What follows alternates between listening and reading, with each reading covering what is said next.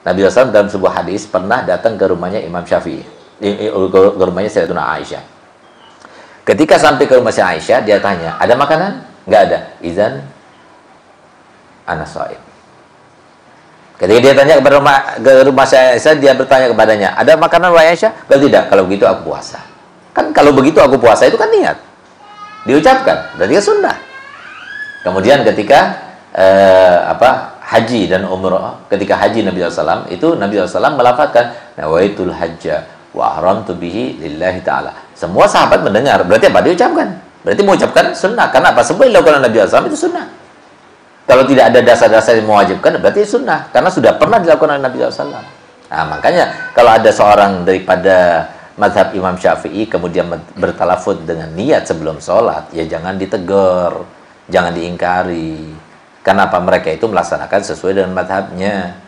Nah, kalau kita tidak mengerti, ya jangan kita mengingkari. Kan? Jangan kita sok pinter. Nah, akhirnya jadi seperti ini, dipermalukan akhirnya gitu. Nah, jadi kalau ada yang seperti itu, kita tanyakan, kenapa emang salah? Iya salah. Kamu itu sebagai siapa? Kalau kamu itu sebagai mughalid atau mujtahid gitu. Oh, saya mughalid juga. Oh, kalau mughalid nggak boleh kamu merintangi dan mengingkari semua keputusan dan semua pendapat dan fatwa imam mujtahid. Nah, nggak boleh.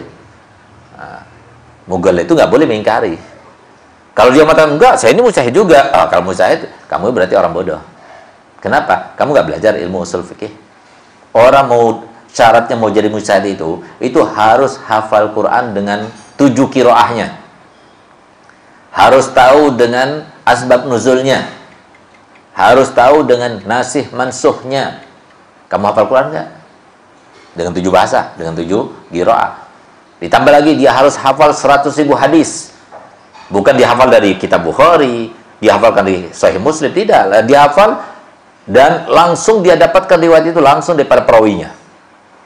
100.000 hadis. Bagaimana bisa kita dapatkan sekarang? Bagaimana kita bisa melangsungkan itu sekarang? Imam Suyuti yang punya karangan sebanyak 500 karangan dalam segala bidang ilmu. Dia itu pernah mengkultuskan dirinya sebagai imam mazhab.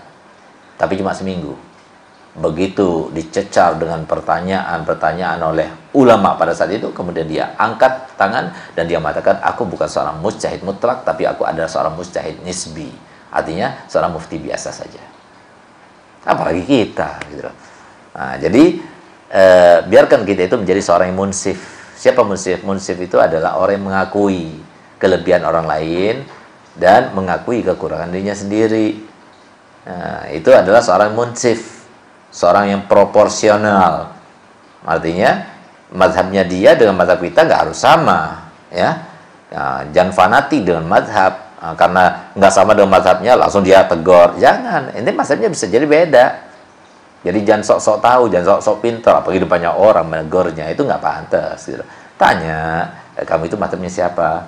Oh, saya mazhabnya Syafi'i. Ada mazhab Syafi'i itu begini-begini. Kok nggak sama ya? Apa yang kamu lakukan itu berdasarkan ilmu atau tidak? Atau cuma hanya karena ikut-ikutan? Jelaskan, klarifikasi. Nah, harusnya seperti itu. Bukan cuma langsung menegur begitu.